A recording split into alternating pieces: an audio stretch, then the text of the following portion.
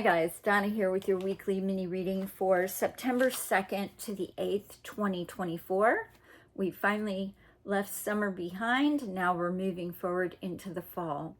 Last week we had Freedom, Children, and Balance from Healing with the Angel Cards by Doreen Virtue. We had Deeper Insights Are at Hand from the Sword of Light. And we had The Power of Prayer from the Angels of Abundance. Our affirmation from the Positive Affirmation for Dreamers deck was, I am and always have been enough. So I hope you were able to work with those energies, that you were able to take some time for you, that you were seeing maybe where you were restricted in your life, but now you feel more freedom, that you're really able to contemplate and find that deeper insight into what you were looking for. Maybe you were asking, what is my life purpose? And you were able to, start to percolate on that, and you were getting an answer to a prayer in some way. All right, so I'm going to call in St. Michael, Raphael, Uriel, and Gabriel, and let's see what they have for us this week. Woo! Okay. All righty. The first one that popped out was Enchantment, and then we actually have 4 this time. So we had the Healing, Forgiveness, and Intention all came out in a bundle. So we're going to start with the first one, which is Enchantment. So given that we were looking at where our freedom may lie or where we felt restricted last week, and we worked in that energy, and we realized we were enough where we are, what we're doing. We weren't being hard on ourselves, right? I am and always have been enough. When you really let that sink in, you know that you've always had all the answers within you. You just were maybe afraid to look there. And maybe that was part of the freedom. You freed yourself to be able to really look deep inside yourself and honor who you are. So this week it's about the enchantment, seeing the world in an enchanted way. I always talk about babies, because babies see the world in an enchanted way, because they're not tainted from what goes on in life yet. They're just mesmerized by what's around them. They get fascinated with their hands, fascinated with their feet. They look around and they giggle, probably seeing the angelic realm, right? So, take a page from the babies and try this week to see the enchantment around you.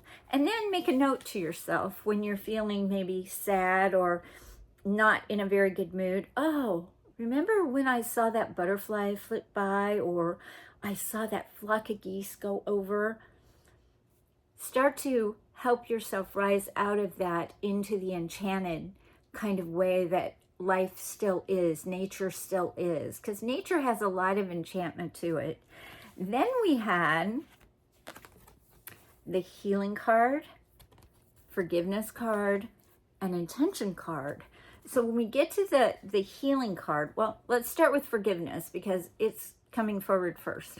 So in the Forgiveness card is about forgiveness of self, right? It's forgiving others, but really forgiving ourselves for trusting that person, or for allowing ourselves to be duped yet again, right? That goes back to being hard on ourselves and not feeling enough and feeling small. When the Forgiveness card comes up, it's like, look where your power is, because that's the power center, right? And the heart. So look inside your heart to see who you may have given your power away to. Then forgive yourself for doing that, because probably you did it to survive, or we felt like we were supposed to. We listened to societal rules about what we were supposed to be, and certain labels, like when you were a wife, you were supposed to give everything, at least when I was growing up, to your husband. Your husband had the career. You weren't supposed to have the career. You were just supposed to support him in his career, and then make sure that everything that went along during that lifetime empowered him to go out there and make a living for all of you. But that doesn't work anymore in our world, because we have to have 2 incomes in order to survive. There are many children. We aren't near our families necessarily anymore to have that help with the kids. And I don't know that it's realistic to think that you can live in this world and have it be like it used to be last century. It just doesn't work that way. We've evolved past that and we're moving forward. Not that it can't look like that in some aspects, and some people can do that. Maybe they marry well and they can stay home with the kids and, it works out for them. But I think for the majority of us, it's safe to say that some of us are divorced, like I am, and we're on our own, and we have to figure out how to make our lives complete within that. So look at where you need to forgive yourself. Think about that, contemplate that, go out in nature. Is there a person or a something inside of me that I'm holding on to that I need to let go of? Okay, so work on the forgiveness energy this week. Who do you need to forgive, right? But remember, forgiving is not necessarily not holding that person accountable for their actions towards you, or letting them off the hook all the way. But this is more about you being able to find peace within yourself, because the next card that came out with that was healing. So through the forgiveness of self, we're able to heal a deep part of ourselves in our heart. And that's not saying you might not be triggered going forward, but at least you have healed an aspect of you that's really helpful, and you're able to really start to feel energized and feel better. The worst is behind you, is what I heard, right? So if you're suffering from some kind of illness, or you have loved ones that are, and there's a need for healing, this is the week that the healing can occur. Okay, working with Raphael and the healing team is a great way to help those that you love feel better. Even if they're not cured of the disease, if it's terminal, at least they come to a place where they're at peace with it, as do you, right? As do you. Then finally, we have the intention card. What is your intention? What is your intention this week? Are you intending to be happy? Are you intending to see the enchantment in the world, or you're intending that you're really going to work on that forgiveness issue and heal it for good? What is your intention? And start to think about that and maybe write it down. Also, you could revisit your intentions that you have on your intention list. See what's come to pass. Maybe you want to readjust it. Maybe you want to reprioritize it. But whatever it is, work with the intention energies. Again, there's that yellow center, which is all about power and empowering ourselves and empowering others. So what is our intention? Because our intention ends up driving our reality. Because if we intend to be happy, we will be happy, right? Or if we're intending to have a new opportunity come to us, then this is the week to put that out there. And, just write it down. Wouldn't it be nice if I could have a new car, because mine is, not necessarily providing for me the way I'd hoped it would. Maybe you need a new vehicle, maybe you need a new house, maybe you need a new home, maybe you need to have a miracle happen. But whatever your intention is, just put it out there this week. Write your top 5 down and see what happens in the next 3 months. Okay, next I'm going to ask St. Michael, because this is September, so it's 9, right? It's the 9th month, but it's a 9, so it's tying up the endings of everything that's been happening all year. Because October is a 10, but in numerology it's a 1, and it's new beginnings. So we're doing endings into new beginnings. You're ready for more, is what St. Michael says. Your career is growing and blossoming. Now is the time to make changes you have been contemplating. So when I look at this card and we see the big flower, we see spending time in nature, you're ready for more. So maybe you're stable in your career, but you've been wishing to write that book, or you've been thinking that maybe you want to pick up a hobby of some sort. This is the time to do that. You've managed to balance out what you need. You've forgiven yourself. You've worked so hard up till now, And now it's getting ready for that more that's coming to you, whatever that means to you. Because, now is the time to make the changes. It's fall, and it really is time to make the changes. Who do you need to let go of? What circumstances do you need to let go of? No person, place, or thing has any power over you. Remind yourself of that. If you feel disempowered, how can you take your power back? How can you start to say, no person, place, or thing has any power over me? I get to choose what I want to do. And it's not being selfish, and you shouldn't have any guilt. This is about self-love. This is really about loving the self enough to give yourself balance in your life, to allow yourself to say, this is what I want. Now I'm going to go and figure out a plan of action to achieve it. Then we have the abundance angels. Let's see what they have to say this week about the abundance coming in. Oh, okay. Quiet retreat. I love that card. It's so pretty. It's time to disconnect from the outer world so that you can discern and process your true thoughts and feelings from your inner world. Create this quiet time for yourself, and you'll have more clarity about what to do next.